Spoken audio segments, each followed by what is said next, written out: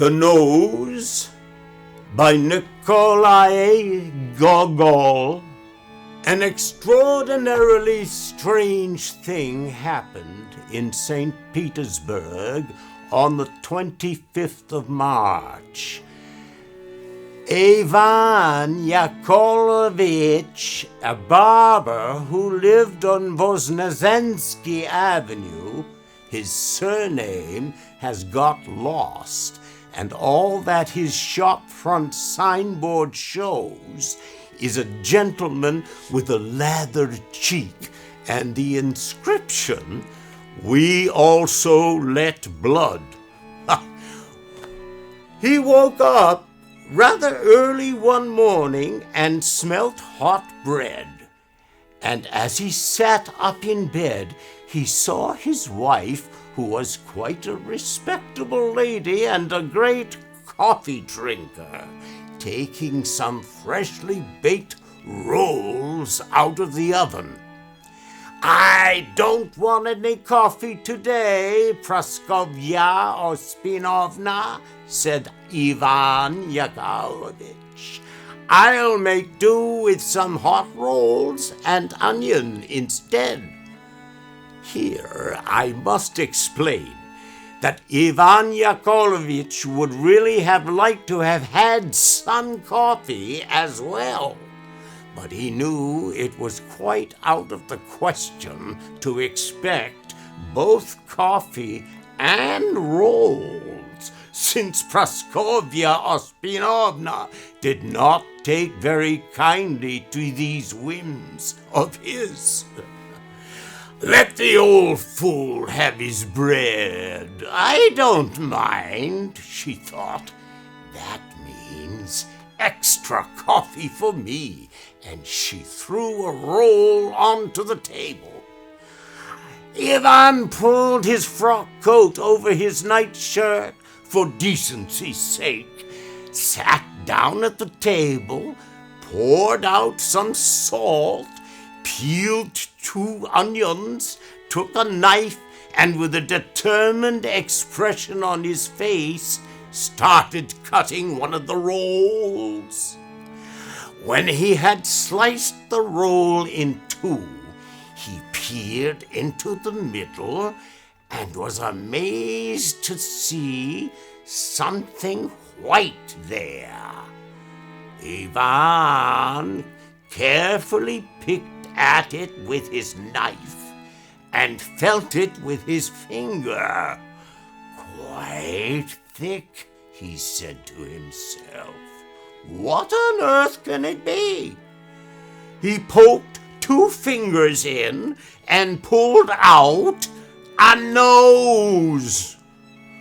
He flopped back in his chair and began rubbing his eyes and feeling around in the roll again. Yes, it was a nose, all right.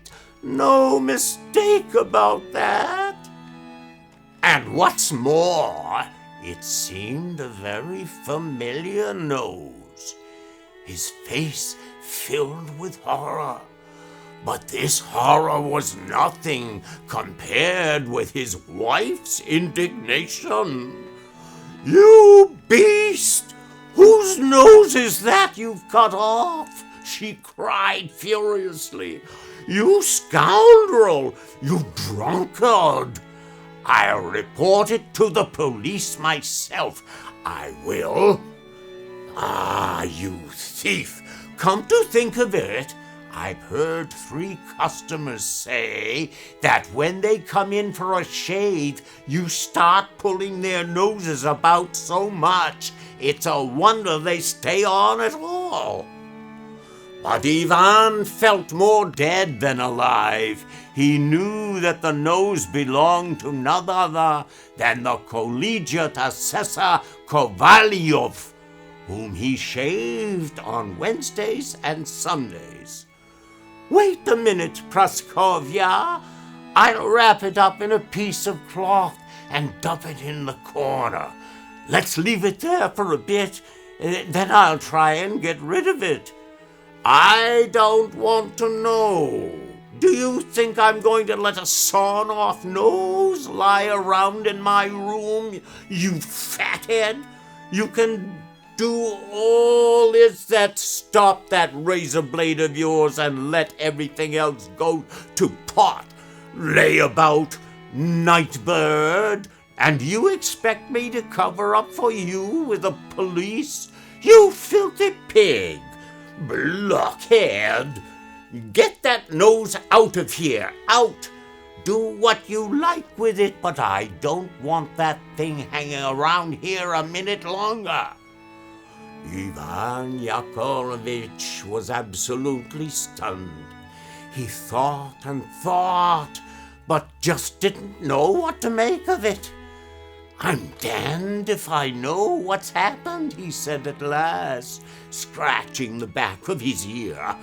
I can't say for certain if I came home drunk or not last night. All I know is it's crazy. After all, bread is baked in an oven, and you don't get noses in bakeries. You can't make head or tail of it. Ivan Yakovlevich lapsed into silence. The thought that the police might search the place, find the nose, and afterwards bring a charge against him very nearly sent him out of his mind. He already could see that scarlet collar beautifully embroidered with silver, and that sword, and he began shaking all over. Finally, he put on his scruffy old trousers and shoes, and with Praskovya Osipovna's vigorous invective ringing in his ears, wrapped the nose up in a piece of cloth and went out into the street. All he wanted was to stuff it away somewhere, either hiding it between two curbstones by someone's front door, or else accidentally dropping it and slinking off down a side street. But as luck would have it, he kept bumping into friends who would insist on asking, "Where are you off to?" or "It's a bit early for shaving customers, isn't it?" with the result that he didn't have a chance to get rid of it. Once he did manage to drop it, but a policeman pointed with his halberd and said, "Pick that up! Can't you see you dropped something?" And Ivan Yakovlevich had to pick it up and hide it in his pocket. Despair gripped him, especially as the streets were getting more and more crowded now as the shops and stalls in the stalls began to open. He decided to make his way to St. Isaac's Bridge and see if he could throw the nose into the River Neva without anyone seeing him. But here I am rather at fault for not telling you before something about Ivan Yakovlevich, who in many ways was a man you could respect. Ivan Yakovlevich, like any honest Russian working man, was a terrible drunkard. And although he spent all day shaving other people's beards, he never touched his own. His frock coat — Ivan Yakovlevich never wore a dress coat — could best be described as piebald. That is to say, it was black, with brownish, yellow, and gray spots all over it, and his collar very shiny, and 3 loosely hanging threads showed that some buttons had once been there. Ivan Yakovlevich was a very phlegmatic character, and whenever Kolyov and the collegiate assessor said, "Your hands always stink," while he was being shaved, Ivan Yakovlevich would say, "But why should they stink? The collegiate assessor used to reply, "Don't ask me, my dear chap. All I know is they stink." Oh, Ivan Yakovlevich would answer by taking a pinch of snuff, and then by way of retaliation, lather all over Kovalyov's cheeks, under his nose, behind his ears, and beneath his beard. In short, wherever he felt like covering him with soap. By now, this respectable citizen of ours had already reached St. Isaac's Bridge. First of all, he had a good look around. Then he leaned over the rails, trying to pretend he was looking under the bridge to see if there were many fish there, and furtively threw the packet into the water. He felt as if a couple of hundredweight had been lifted from his shoulders, and he even managed to produce a smile. Instead of going off to shave civil servants' chins, he headed for a shop bearing a sign, "Hot meals and tea for a glass of punch." Suddenly, he saw a policeman at one end of the bridge in a very smart uniform with broad whiskers, a three-cornered hat, and a sword. He went cold all over as the policeman beckoned to him and said, "Come here, my friend." Recognizing the uniform, Ivan Yakovlevich took off his cap before he had taken half a dozen steps, tripped up to him, and greeted him with, "Good morning, Your Excellency." No, my dear chap, none of your excellencies. Tell me what you were up to on the bridge." "Honest, officer, I was on my way to shave a customer and stopped to see how fast the current was." "You're lying. You really can't expect me to believe that. You'd better come clean at once. I'll give your excellency a free shave twice, even 3 times a week. Honest, I will," answered Ivan Yakovlevich. No, my friend, that won't do. 3 barbers look after me already, and it's an honor for them to shave me. Will you please tell me what you were up to?" Ivan Yakovlevich turned pale, but at this point everything became so completely enveloped in mist. It is really impossible to say what happened afterwards.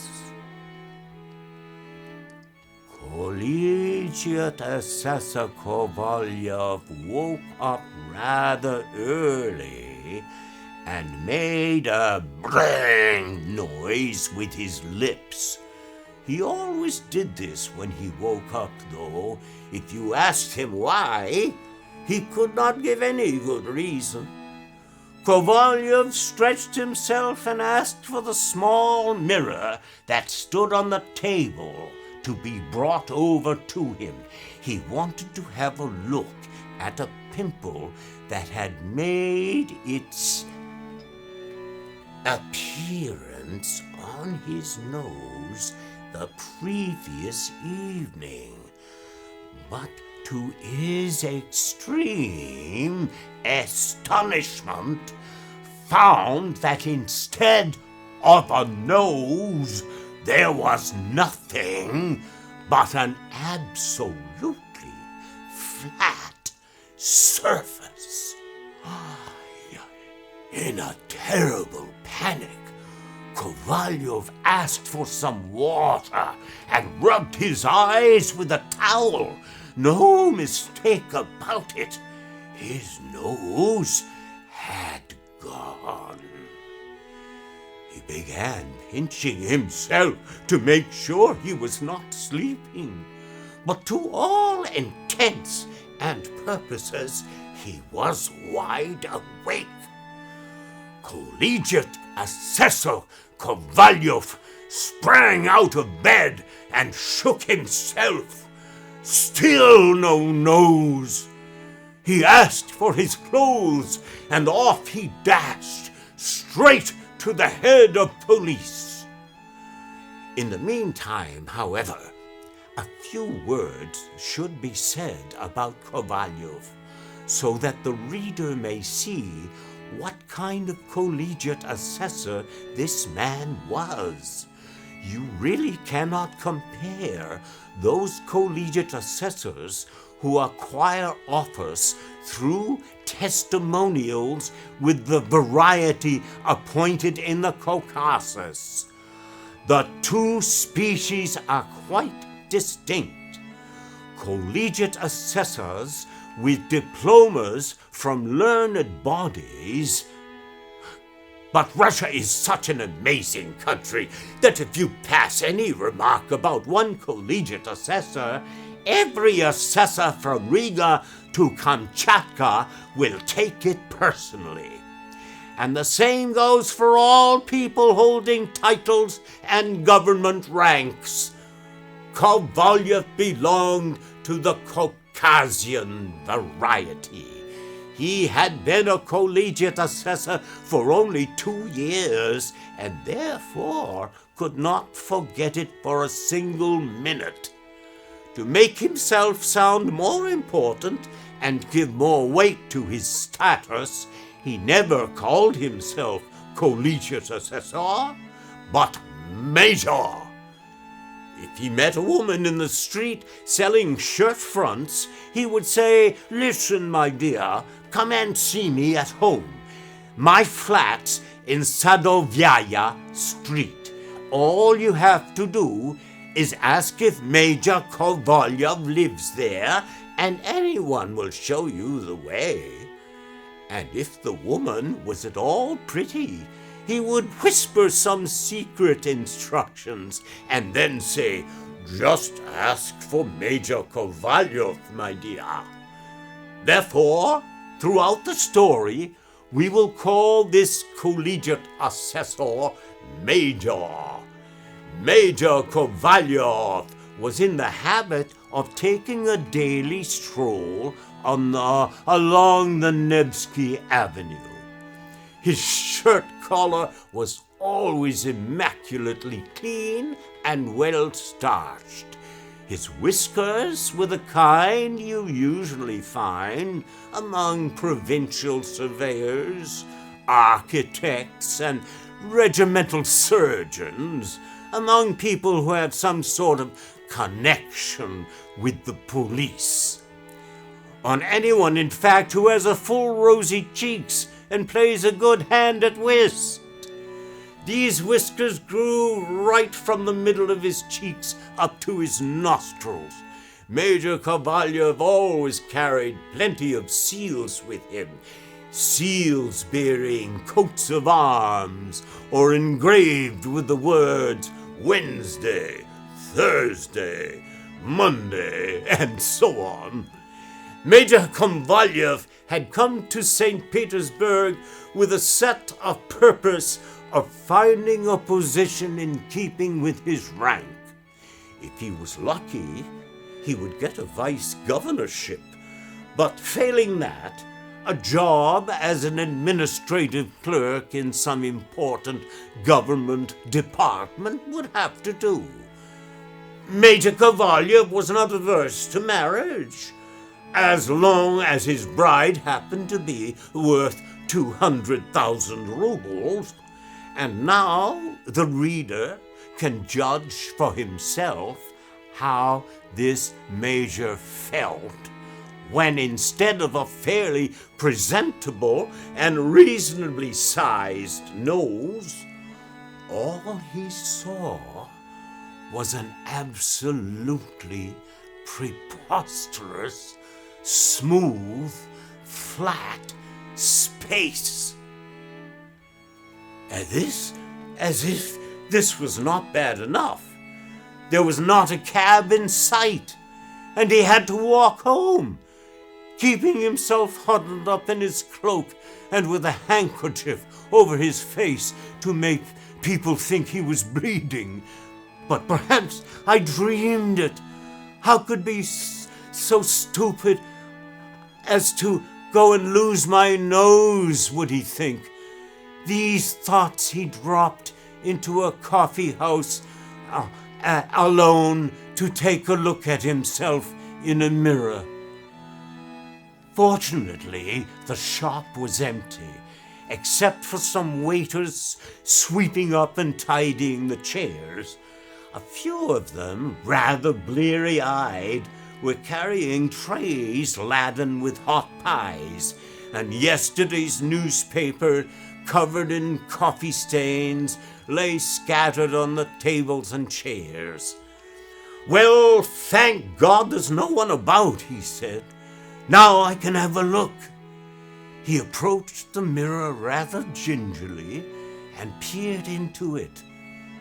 "Damn it! What kind of trick is this?" he cried, spitting on the floor. "If only there were something to take his place, but there's nothing."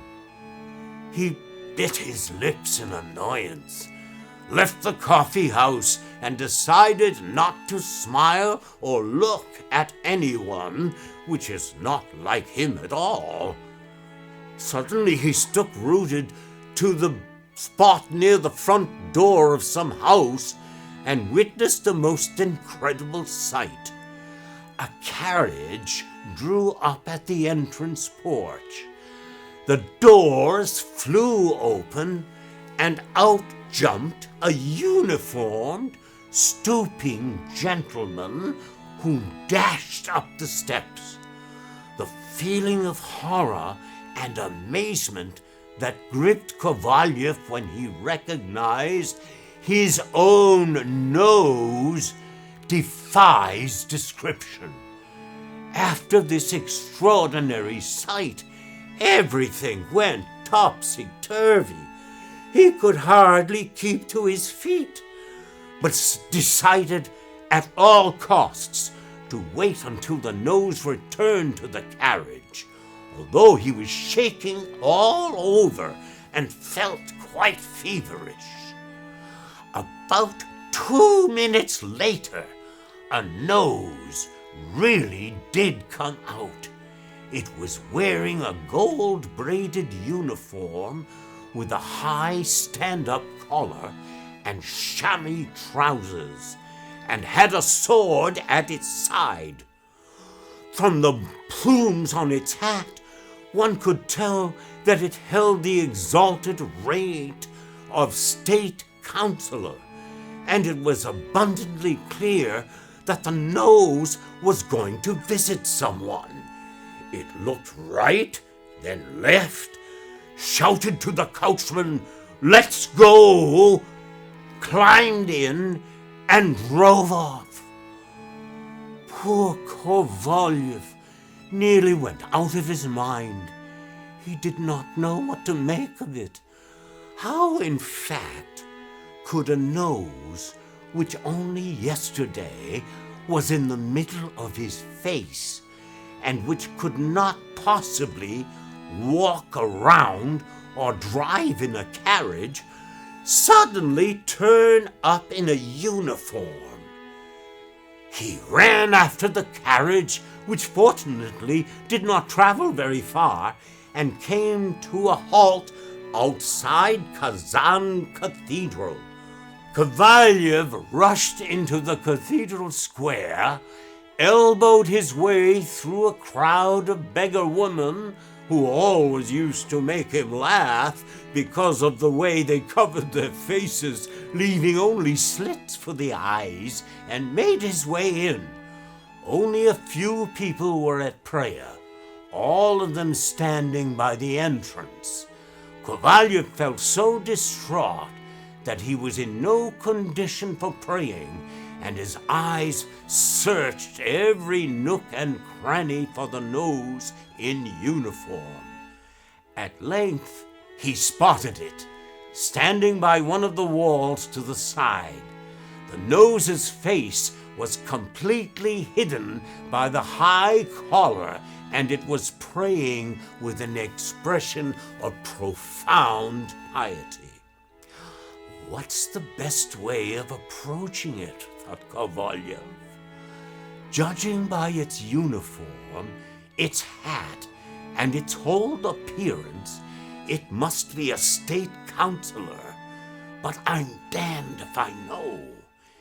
He tried to attract its attention by coughing, but the nose did not interrupt its devotions for 1 second and continued bowing towards the altar. "My dear sir," Kovalyov said, summoning up his courage, "my dear sir." "What do you want?" replied the nose, turning round. "I don't know how best to put it, sir, but it strikes me as very peculiar. Don't you know where you belong? And where do I find you? In church, of all places. I'm sure you'll agree that—" "Please forgive me, but would you mind telling me what you're talking about? Explain yourself." "How can I make myself clear?" Kovalyov wondered. Nerving himself once more, he said, "Of course, I am, as it happens, a major. You will agree that it's not done for someone in my position to walk around minus a nose. It's all right for some old women selling peeled oranges on the Vozakensky Bridge to go around without one, but I'm hoping to be promoted soon. Besides, I'm acquainted with several highly placed ladies.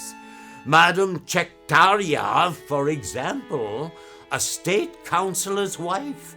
You can judge for yourself. I really don't know what to say, my dear sir." He shrugged his shoulders as he said this. "Forgive me, but you must look upon this as a matter of honor and principle. You can see for yourself." "I can't see anything," the nose replied. "Please come to the point." "My dear sir," continued Kovalyov in a smug voice, "I really don't know what you mean by that. It's plain enough for anyone to see, unless you want. Don't you realize you are my own nose?" The nose looked at Major and frowned a little. "My dear fellow, you are mistaken.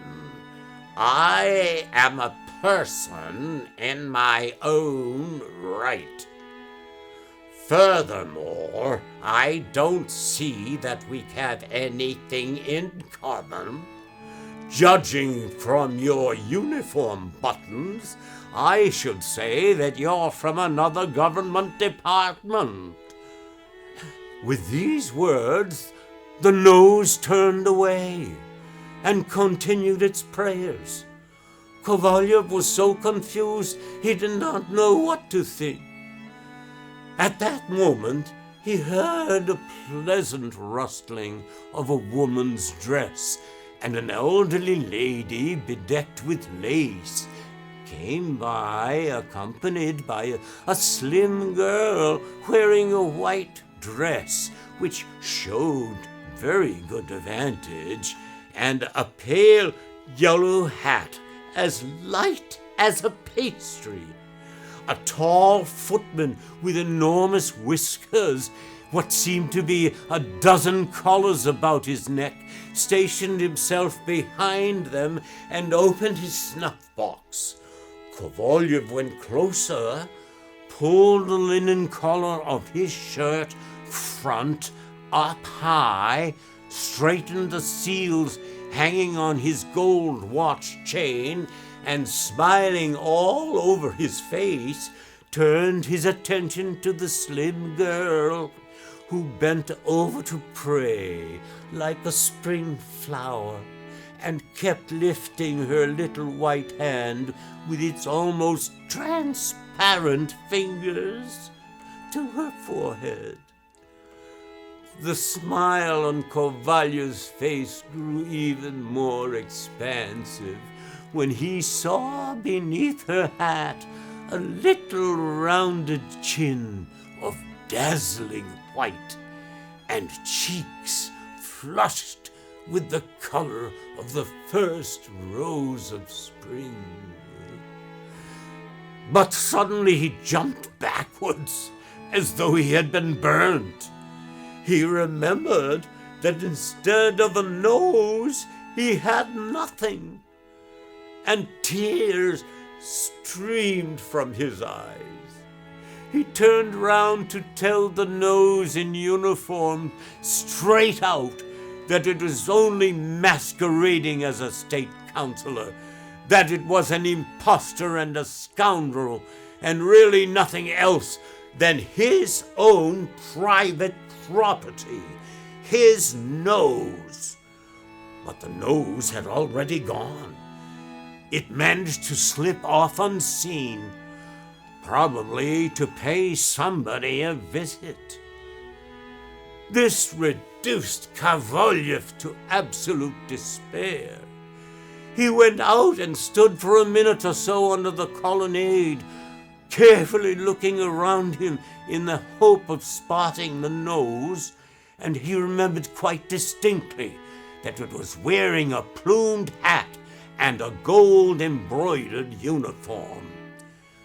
But he had not noticed what its great coat was like, or the color of its carriage, or its horses, or even if there was a liveried footman at the back. What more, there were so many carriages careering to and fro so fast that it was practically impossible to recognize any of them. And even if he could, there was no way to make them stop. It was a beautiful, sunny day. Nevsky Avenue was packed, from the police headquarters right down to the Anichevka Bridge. People flowed along the pavements in a cascade of color. Not far off, he could see that the court councillor, whom he referred to as Lieutenant Colonel, especially if there happened to be other people around. And over there was Yaigin, a head clerk of the Senate and a very close friend of his, who always lost at whist when he played in a party of 8. Another major, a college assessor of the Caucasian variety. He waved to him over and have to come and have a chat. "Oh, no, blast and be damned," said Kovalyov, hailing a droshky. "Driver, take me straight to the chief of police." He climbed into the droshky and shouted, "Drive like the devil. Is the police commissioner in?" he said as soon as he entered the hall. "No, he's not, sir," said the porter. "He left only a few minutes ago." "This really is my day." "Yes," added the porter, "you've only just missed him. A minute ago you'd have caught him." Kovalyov, his handkerchiefs still pressed to his face, climbed into the droshky again and cried out in a despairing voice, "Let's go." "Where?" asked the driver. "Straight on." "Straight on? But it's dead end here. You can't go right or left."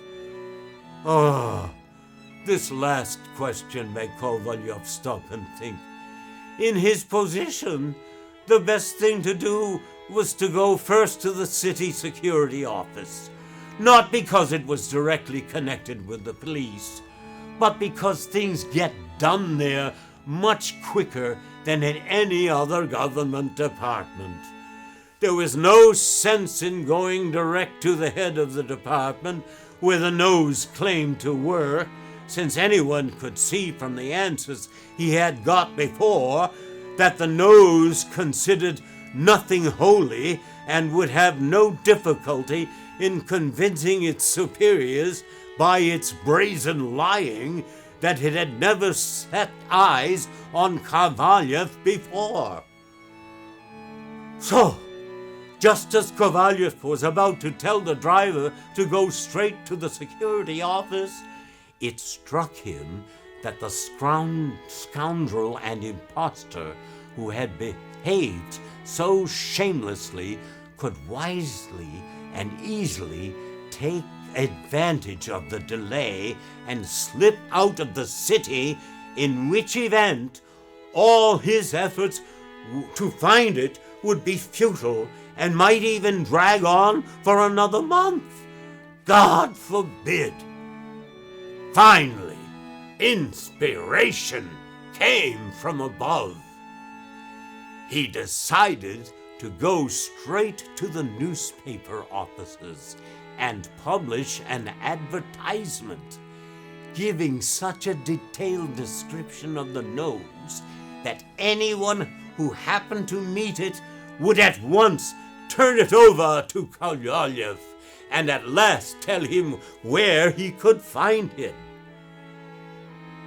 Deciding this was the best course of action, he ordered the driver to go straight to the newspaper offices, and throughout the whole journey never once stopped pummeling the driver in the back with his fist and shouting, "Faster, damn you, faster!"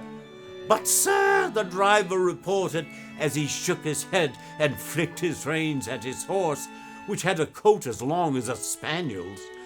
Finally, the drosky came to a halt, and the breathless Kovalyov tore into small waiting rooms where a gray-haired, respectable clerk in an old frock coat was sitting at a table with his pen between his teeth, counting out copper coins. "Who sees to advertisements here?" Kovalyov shouted. "Ah, good morning." "Good morning," replied the gray-haired clerk, raising his eyes for 1 second, then looking down again at the little piles of money spread out on the table. "I want to publish an advertisement." "Just one moment, if you don't mind," the clerk answered, as he wrote down a figure with one hand and moved 2 beads on his abacus with the other. A footman, who, by judging his gold-braided livery and generally very smart appearance, obviously worked in some noble house, was standing by the table holding a piece of paper, and just to show he could hobnob with high and low, started rattling away. "Believe me, that nasty little dog just isn't worth 80 kopecks. I wouldn't give more than 16 for it, but the Countess dotes on it, and that's why she makes no bones about offering 100 rubles to the person who finds it. If we're going to be honest with one another, I'll tell you quite openly, there's no accounting for taste.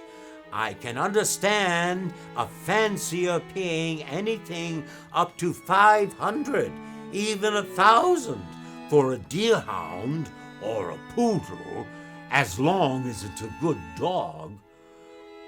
The elderly clerk listened to him solemnly while he carried on totting up the words in the advertisement. The room was crowded with old women, shopkeepers, and house porters, all holding advertisements. In one of these, a coachman of sober disposition was seeking an employment. In another, a carriage, hardly used, was brought from Paris in 1814, was up for sale. In another, a 19-year-old servant girl with laundry experience and prepared to do other work was looking for a job. And so there were others as well, offering a droshky for sale in good condition apart from one missing spring, a young and spirited dapple-gray colt 17 years old, radish and turnip seeds only just arrived from London, a country house with every modern convenience, including stabling for 2 horses and enough land for planting an excellent birth of fir forest, and one invited prospective buyers of old boot soles to attend certain action at auction rooms between the hours of 8 and 3 daily. The room into which all these people were crammed was small and extremely stuffy, but Collegiate Assessor Kovalyov could not smell anything, as he had covered his face with a handkerchief, and he could not have smelled anything anyway, as his nose had disappeared God knows where. My dear sir, will you take the details down, please? I really can't wait any longer, he said, beginning to lose patience. Just a minute, if you don't mind. 2 rubles 43 kopecks, nearly ready. 1 ruble 64 kopecks, the gray-haired clerk muttered as he shoved pieces of paper at the old ladies and servants standing around. Finally, he turned to Kovalyov and said, "What do you want?" "I want," Kovalyov began. "Something very fishy's been going on. Whether it's some nasty practical joke or a plain case of fraud, I can't say as yet. All I want you to do is to offer a substantial reward for the first person to find the blackguard." "Name, please." "Why do you need that? I can't tell you. Too many people know me. Mrs. Chektaryev, for example, who's married to a state councillor, Mrs. Palyayev, Prodochkin, a staff officer's wife. They'd found out who it was at once. God forbid. Just put collegiate assessor, or even better, major. And the missing person was a household serf of yours? Household serf? The crime wouldn't be half as serious. It's my nose that has disappeared." Strange name. And did this Mr. Nose steal much? My nose, I'm trying to say. You don't understand. It's my own nose that's disappeared. It's a diabolical, practical joke. Someone's played on me.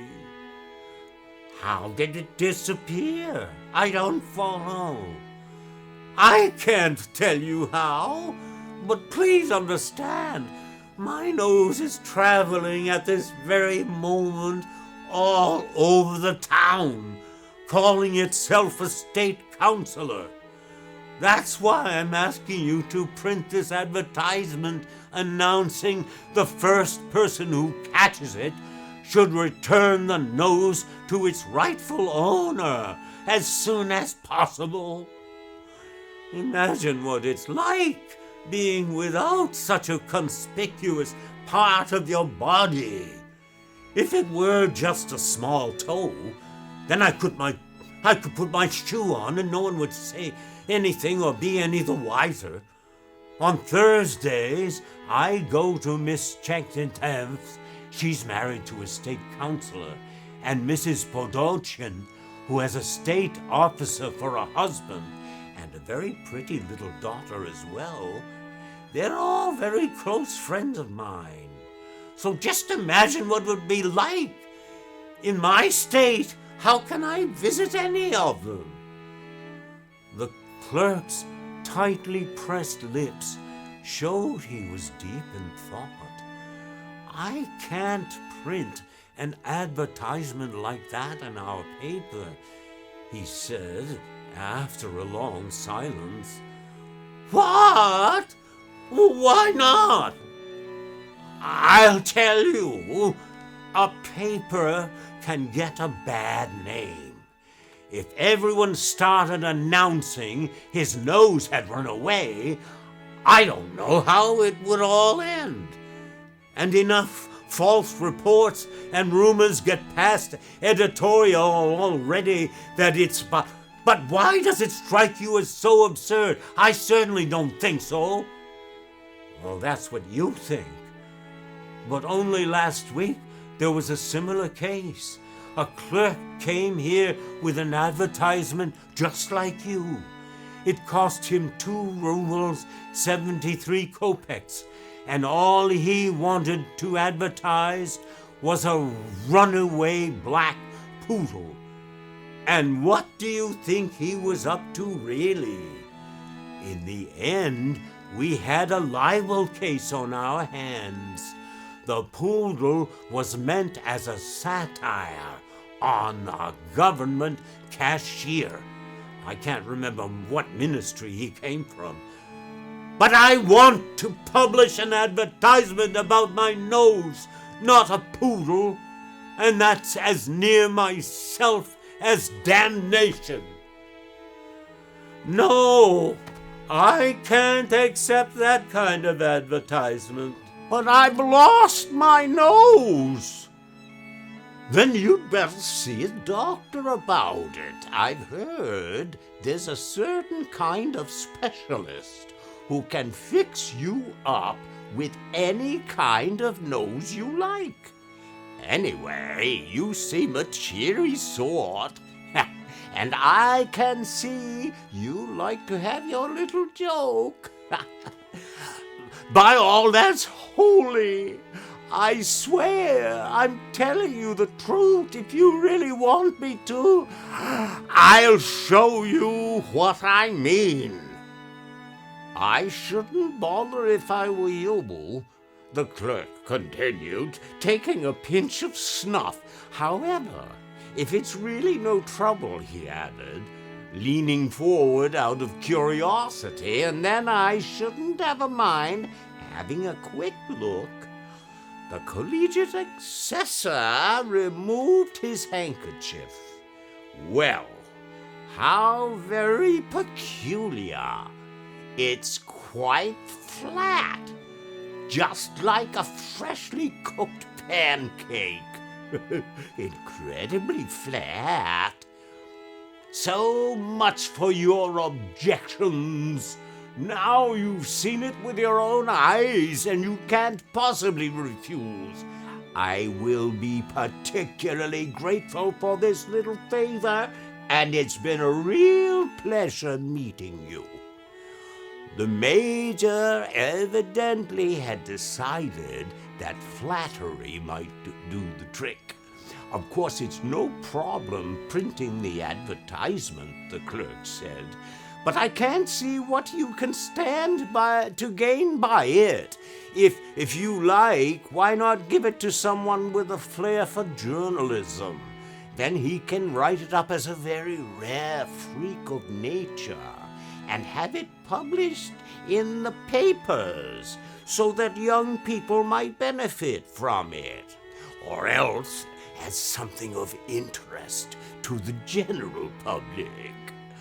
The collegiate assessor's hopes vanished completely. He looked down at the bottom of the page at the theater guide. The name of a rather pretty actress almost brought a smile to his face, and he reached down to his pocket to see if he had a 5-ruble note, since in his opinion staff officers should sit only in the stalls. But then he remembered his nose, and he knew he could not possibly think of going to the theater. Apparently even the clerk was touched by Kovalyov's terrible predicament and thought it would not hurt to cheer him up with a few words of sympathy. Really, I can't say how sorry I am that what's happened to you. How about a pinch of snuff? It's very good for headaches and puts fresh heart into you. It even cures piles. With these words, he offered Kovalyov his snuff box, deftly flipping back the lid, which bore a portrait of some lady in a hat. This unintentionally thoughtless action made Kovalyov lose his patience altogether. "I don't understand how you can joke at a time like this," he said angrily. "Are you so blind you can't see that I've nothing to smell with? You know what you can do with your snuff. I can't bear to look at it, and anyway, you might at least offer me some real French repay, not that filthy Berezhinsky brand." After this declaration, he strode furiously out of the newspaper office and went off to the local inspector of police. Kovalyev arrived just when he was having a good stretch, grunting and saying, "Now for a nice 2 hours nap." Our collegiate assessor had clearly chosen a very bad time for his visit. The inspector was a great patron of the arts and industry, but most of all he loved government banknotes. "There's nothing finer than banknotes," he used to say. "They don't need feeding, take up very little room, and slip nicely into the pocket. And they don't break if you drop them."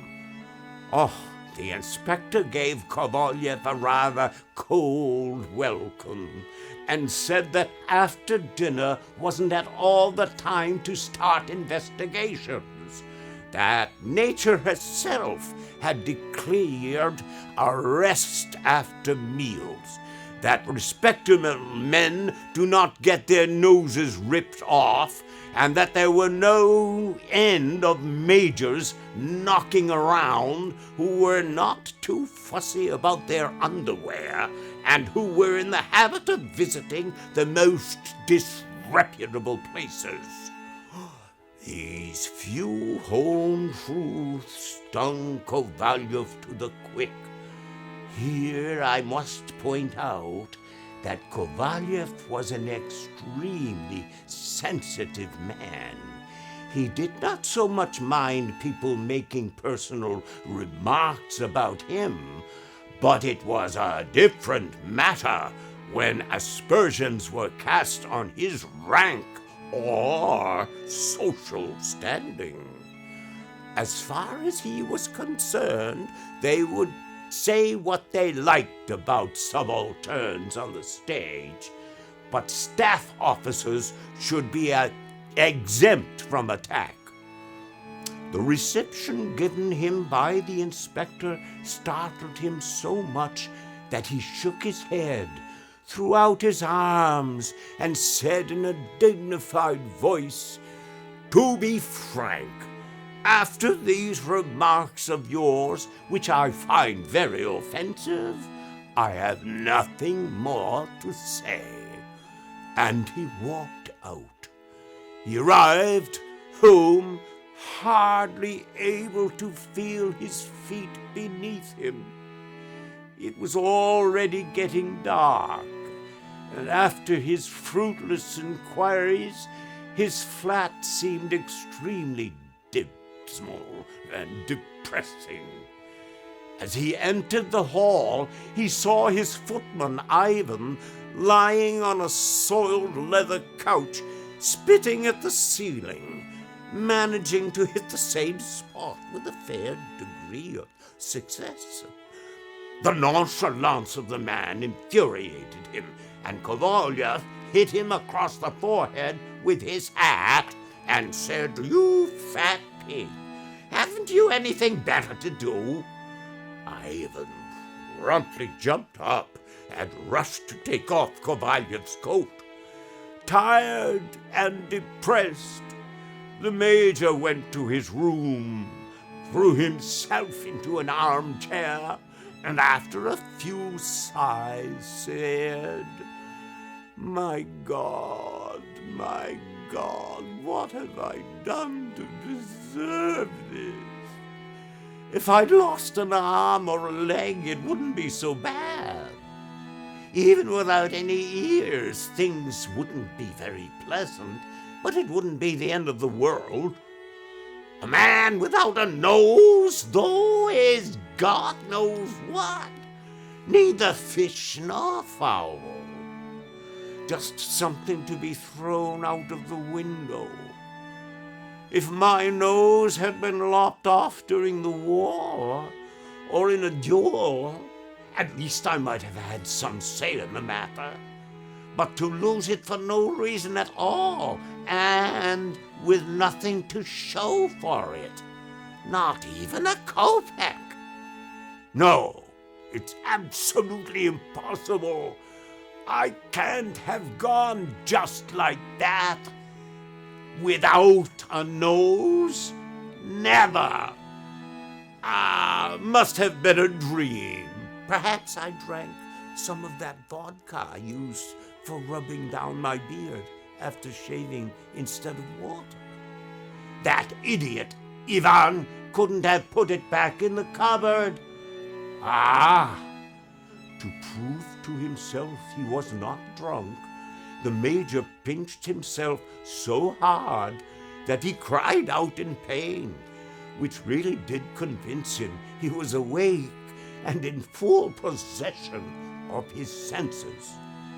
He stealthily crept over to the mirror and screwed up his eyes in the hope that his nose would reappear in its proper place. But at once he jumped back, exclaiming, "That ridiculous blank space again!" It was absolutely incomprehensible. If a button or a silver spoon or his watch or something of that sort had been missing, that would have been understandable. But for his nose to disappear from his own flat, Major Kovalyov weighed up all the evidence and decided that the most likely explanation of all was that Mrs. Podolchin, the staff officer's wife who wanted to marry off her daughter to him, was to blame, and no one else. In fact, he liked chasing after her, but never came to proposing. And when the staff officer's wife used to tell him straight out that she was offering him her daughter's hand, he would politely withdraw, excusing himself on the grounds that he was still a young man and he wanted to devote another 5 years to the service, by which time he would be just 42.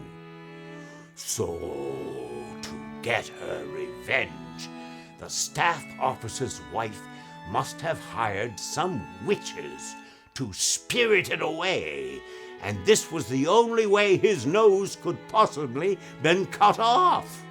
No one had visited him in his flat.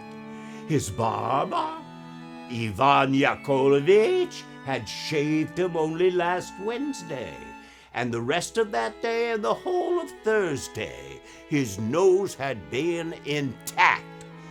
All this he remembered quite clearly. Moreover, he would have been in pain, and the wound could not have healed as smooth as a pancake in such a short time. He began planning what to do. Either he would sue the staff officer's wife for damages, or he would go and see her personally and accuse her point blank. But he was distracted from these thoughts by the sight of some chinks of light in the door, which meant that Ivan had lit a candle in the hall, and soon afterwards Ivan appeared in person, holding the candle in front of him so that it brightened up the whole room. Kovalyev's first reaction was to seize his handkerchief and cover up the bare place where only yesterday his nose had been, to prevent that stupid idiot from standing there and gaping at him. No sooner had Ivan left than a strange voice was heard in the hall. "Does Collegiate Assessor Kovalyev live here?" "Please come in. The Major's home," said Kovalyev, springing to his feet and opening the door. A smart-looking police officer with plump cheeks and whiskers that were neither too light nor too dark, the same police officer who had stood in St. Isaac's Bridge at the beginning of our story, made his entrance. "Are you the gentleman who has lost his nose?" "Yes, that's me. It's been found." "What did you say?" cried Major Kovalyev. He could hardly speak for joy. He looked wide-eyed at the police officer, the candlelight flickering on his fat cheeks and thick lips. "How did you find it?" "Very strange. We caught it just as it was about to drive off in the Riga stagecoach. Its passport was made out in the name of some civil servant. Strangely enough, I mistook it for a gentleman at first. Fortunately, I had my spectacles with me so I could see it was really a nose. I'm very short-sighted, and if you happen to stand just in front of me, I can only make out your face, but not your nose, or beard, or anything else in that fact. My mother-in-law suffers from the same complaint." Kovalyev was beside himself. "Where is it? I'll go right away to claim it." "Don't excite yourself, sir. I knew how much you wanted it back, so I've brought it with me. Very strange, but the main culprit in this little affair seems to be that swindler of a barber from Voznesensky Street. He's down at the station now. I've had my eyes on him for a long time on suspicion of drunkenness and larceny. And only 3 days ago, he was found stealing a dozen buttons from a shop. You'll find your nose just as it was when you lost it."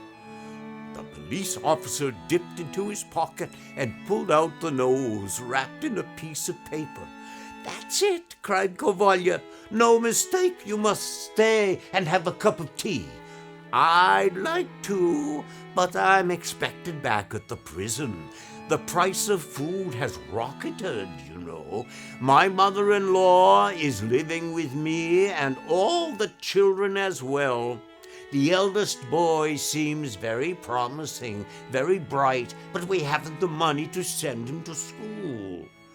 Kovalyev guessed what he was after and took a note from the table and pressed it into the officer's hands. The police officer bowed very low and went out into the street, where Kovalyev could hear him telling some stupid peasant who had driven his cart up onto the pavement what he thought of him.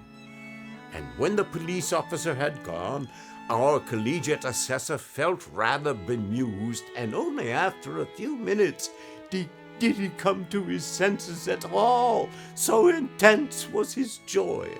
He carefully took the nose in his cupped hands and once more subjected it to close scrutiny. Yes, that's it. That's it, Major Kovalyev said, and there's the pimple that came up yesterday on the left-hand side. The Major almost laughed with joy. But nothing is lasting in this world. Even joy begins to fade after only 1 minute. 2 minutes later, and it is weaker still, until finally it is swallowed up in our everyday, prosaic state of mind, just as a ripple made by a pebble gradually merges with the smooth surface of the water. After some thought, Kovalyev concluded that all was not right yet again, and there still remained the problem of putting the nose back in place. What if it doesn't stick? With a feeling of inexpressible horror, he rushed to the table and pulled the mirror nearer, as he was afraid that he might stick the nose on crooked. His hands trembled. With great care and caution, he pushed it into place. But the nose just would not stick. He warmed it a little by pressing it to his mouth and breathing on it, and then pressed it again to the smooth space between his cheeks. But try as he might, the nose would not stay on. "Stay on, you fool," he said. But the nose seemed to be made of wood and fell onto the table with a strange cork-like sound. The Major's face quivered convulsively. "Perhaps I can graft it," he said apprehensively.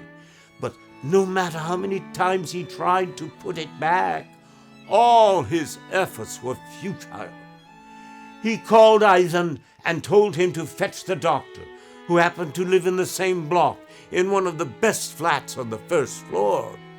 This doctor was a handsome man with fine whiskers as black as pitch and fresh-looking, healthy wife. Every morning he used to eat apples and was terribly meticulous about keeping his mouth clean, spending at least 3/4 of an hour rinsing it out every day and using 5 different varieties of toothbrush. He came right away. When he had asked the Major if he had his trouble very long, the doctor pushed back Kovalyev's chin and prodded him with his thumb in the spot once occupied by his nose so sharply that the Major hit the wall very hard with the back of his head. The doctor told him not to worry and made him stand a little way from the wall and lean his head first to the right, and pinching the place where his nose had been, the doctor said, Then he ordered him to move his head to the left and produced another Finally prodded him again, making Kovalyev's head twitch like a horse having his teeth inspected. After this examination, the doctor shook his head and said, "It's no good. It's best to stay as you are. Otherwise, you'll only make it worse. Of course, it's possible to have it stuck on, and I could do this for you quite easily, but I assure you it would look terrible." "That's marvelous, that is. How can I carry on without a nose?" So Whatever you do, it couldn't look any worse. And God knows that's bad enough. How can I go around looking like a freak? I mix with nice people. I'm expected at 2 soirees today.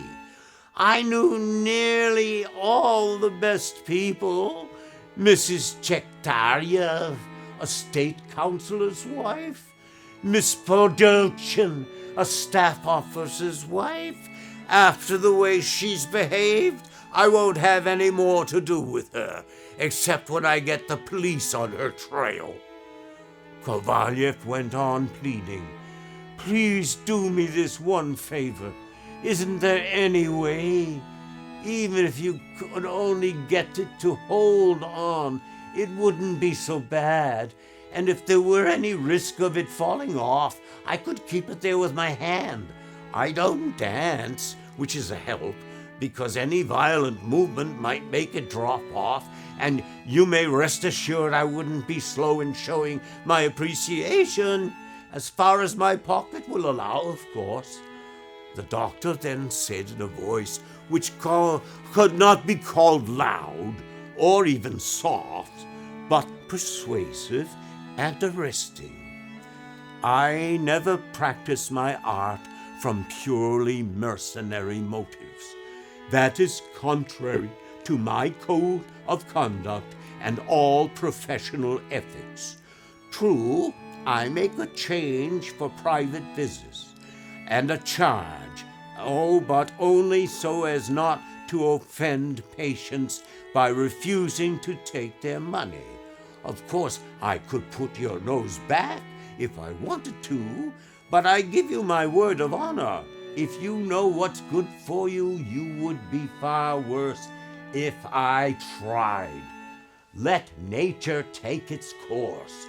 Wash the area as much as you can with cold water, and believe me, you'll feel just as good as when you had a nose.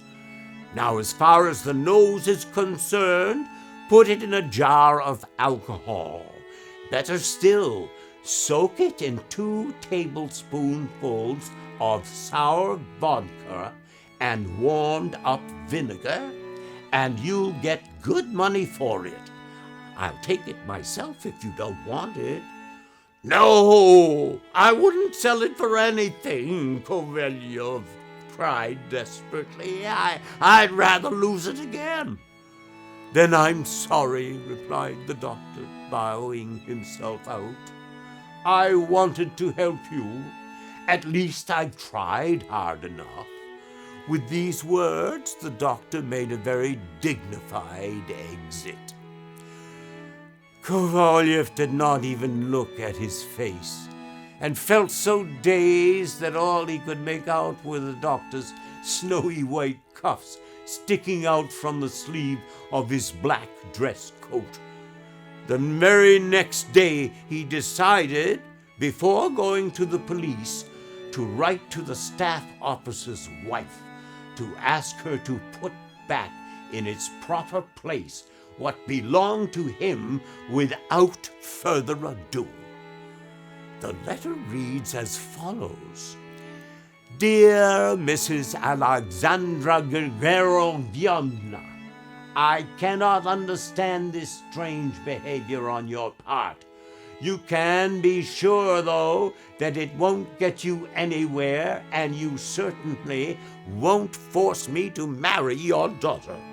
Moreover, you can rest assured that regarding my nose, I am familiar with the whole history of this affair from the very beginning, and I also know that you and no one else are the prime instigator. Its sudden detachment from its rightful place, its subsequent flight, its masquerading as a civil servant, and then its reappearance in its natural state are nothing else than the result of black magic, carried out by yourself or by those practicing the same very honorable art. I consider it my duty to warn you that if the above-mentioned nose is not back in its proper place by today, then I shall be compelled to ask for the law's protection. I remain, dear madam, your very faithful servant, Platon Kovalyov. Dear Mr. Kovalyov, I was simply staggered by your letter. To be honest, I never expected anything of this kind from you, particularly those remarks which are quite uncalled for. I would have you know I have never received that civil servant mentioned by you in my house, whether disguised or not. True, Philip Ivanovich Potachennikov used to call, although he wanted to ask for my daughter's hand, and despite the fact that he was a very sober, respectable, and learned gentleman, I never gave him any cause for hope. And then you go on to mention your nose. If by this you mean to say I wanted to make you look foolish, that is, to put you off with a formal refusal, then all I can say is that I am very surprised that you can talk like this. As you know well enough, my feelings on the matter are quite different, and if you care to make an official proposal to my daughter, I will gladly give my consent, for this has always been my dearest wish, and in this hope I remain at your disposal. Yours sincerely, Alexandra Podochin. No, said Kovalyev when he had read the letter. She's not to blame. Impossible. A guilty person could never write a letter like that. The collegiate assessor knew what he was talking about in this case, as he had been sent to the Caucasus several times to carry out legal inquiries. How on earth did this happen then? It's impossible to make head or tail of it, he said, letting his arms drop to his side. Meanwhile, rumors about strange occurrences had spread throughout the capital, not, need we say, without a few embellishments. As the time, everyone seemed preoccupied with the supernatural. Only a short time before, some experiments in magnetism had been all the rage. Besides, the story of the dancing chairs in Konushenensky Street was still fresh in people's minds, so no one was particularly surprised to hear about Collegiate Assessor Kovalyev's nose taking a regular stroll along the Nevsky Avenue at exactly 3 o'clock every afternoon. Every day, crowds of inquisitive people flocked there. Someone said they had seen the nose in Junker's store, and this produced such a crush outside that the police had to be called. One fairly respectable-looking bewhiskered character who sold stale cakes outside the theater knocked together some solid-looking wooden benches and hired them out at 80 kopecks a time for people to stand on. One retired colonel left home especially early one morning and after a great struggle managed to barge his way through to the front. But to his great annoyance, instead of a nose in the shop window, all he could see was an ordinary woolen jersey and a lithograph showing a girl adjusting her stocking while a dandy with a small beard and a cutaway waistcoat peered out at her from behind a tree. A picture which had hung there in that identical spot for more than 10 years. Now he left very cross, and was heard to say, "Misleading the public with such ridiculous and far-fetched stories shouldn't be allowed." Afterwards it was rumored that Major Kovalyev's nose was no longer to be seen strolling along the Nevsky Avenue, but was in the habit of walking in the Tarvichesky Park, and it had been doing this for a long time. When Kozromirza lived there, he was astonished at this freak of nature. Some of the students from the College of Surgeons went to have a look, and one well-known, very respectable lady wrote specially to the head park keeper, asking him to show her children this very rare phenomenon, and if possible, give them an instructive and edifying commentary at the same time. These events came as a blessing to those socialites who loved amusing the ladies and whose stock of stories was completely exhausted at the time. A few respectable and high-minded citizens were very upset. One indignant gentleman said he was at a loss to understand how such absurd cock-and-bull stories could gain currency in the present enlightened century, and that the complete indifference shown by the authorities was past comprehension. Clearly, this gentleman was the type who likes to make the government responsible for everything, even their daily quarrels with their wives.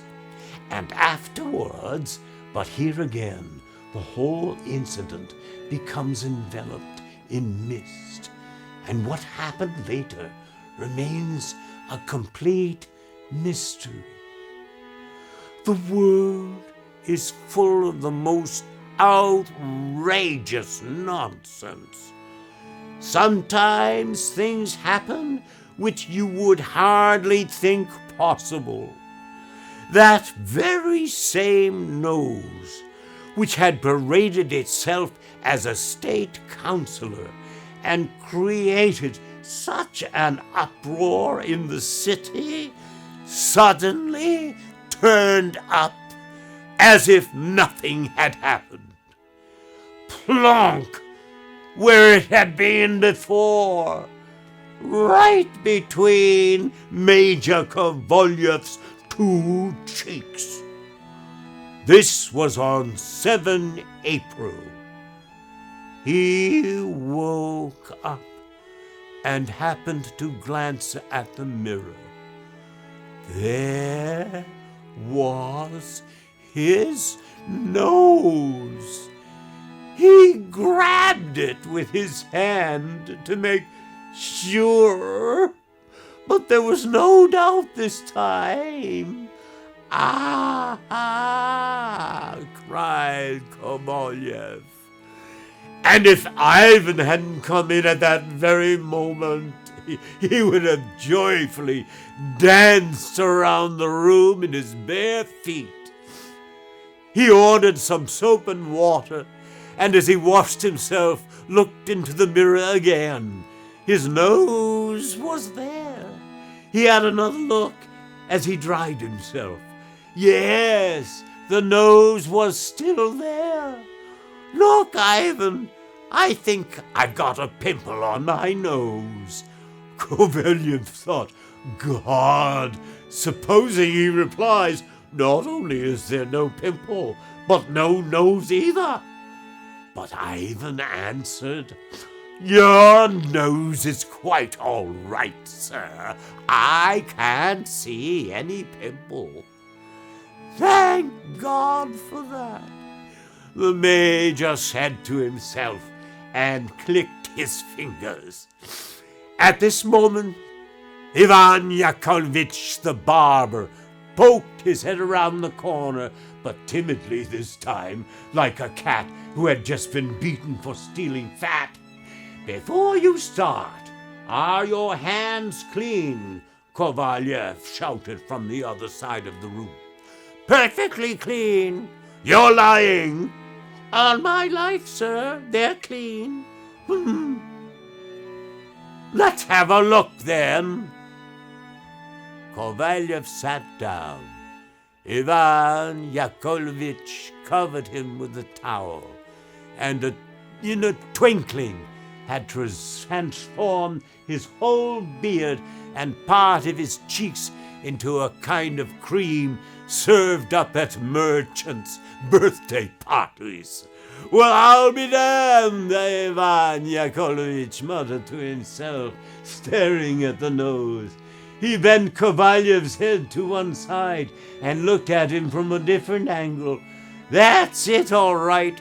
You'd never credit it," he continued, and contemplated the nose for a long time. Finally, ever so gently, with a delicacy that the reader can best imagine, he lifted 2 fingers to hold the nose by its tip. This was how Ivan Yakovlevich normally shaved his husbands. "Come on now, and mind my nose," shouted Kovalyev. Ivan Yakovlevich left his arms fall to his side and stood there more frightened and embarrassed than he had ever been in his life. At last, he started tickling Kovalyev carefully under the chin with his razor, and although with only his olfactory organ to hold on to, without any other means of support, made shaving very awkward, by planting his rough, wrinkled thumb on his cheek and lower gum, he managed to shave him. When everything was ready, Kovalyev rushed to get dressed and took a cab straight to the cafe. He hardly had got inside before he shouted, "Waiter, a cup of chocolate," and went straight up to the mirror. Yes, his nose was there. Gaily he turned around, screwed up his eyes, and looked superciliously at 2 soldiers, one of whom had a nose no bigger than a waistcoat button. Then he went off to the ministerial department, where he was petitioning for a vice-governorship. As he crossed the entrance hall, he had another look in the mirror. His nose was still there. And then he went to see another collegiate assessor, a great wag whose sly digs Kovalyev used to counter by saying, "I'm used to your quips by now." On the way, he thought, "If the major doesn't split his sides when he sees me, that's a sure sign everything is in its proper place." But the collegiate assessor did not pass any remarks. "That's all right then, damn it," thought Kovalyev. In the street he met Mrs. Podochkin, the staff officer's wife, who was with her daughter, and they replied to his bow with delighted exclamations. Clearly, he had suffered no lasting injury. He had a long chat with them, made a point of taking out his snuff-box, and stood there for ages, ostentatiously stuffing both nostrils, as he murmured to himself, "That'll teach you, you old hens, and now I'm not going to marry your daughter. Simply par amour, as they say, if you don't mind."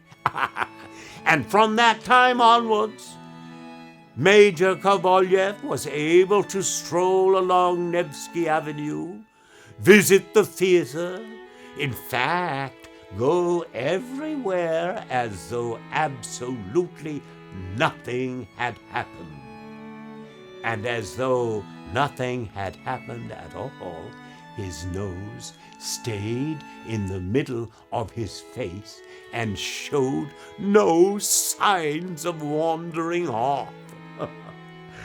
After that, he was in perpetual high spirits, always smiling, chasing all the pretty girls, and on one occasion even stopping at a small shop in the Gustly de Bois to buy a ribbon for some medal, no one knows why, as he did not belong to any order of knighthood. Well, all this took place in the northern capital of our vast empire. Only now, after much reflection, can we see that there is a great deal that is very far-fetched in this story. Apart from the fact that it's highly unlikely for a nose to disappear in such a fantastic way and then reappear in various parts of town dressed as a state councilor, it is hard to believe that Kovalyov was so ignorant as to think newspapers would accept advertisements about noses. I'm not saying I consider such an advertisement too expensive and a waste of money. That's nonsense. And what's more, I don't think I'm a mercenary person. But it's all very nasty. Not quite the thing at all. And it makes me feel very awkward. And come to think of it, how did the nose manage to turn up in a loaf of bread? And how did Ivan Yakovlevich know? I don't understand it. Not one bit.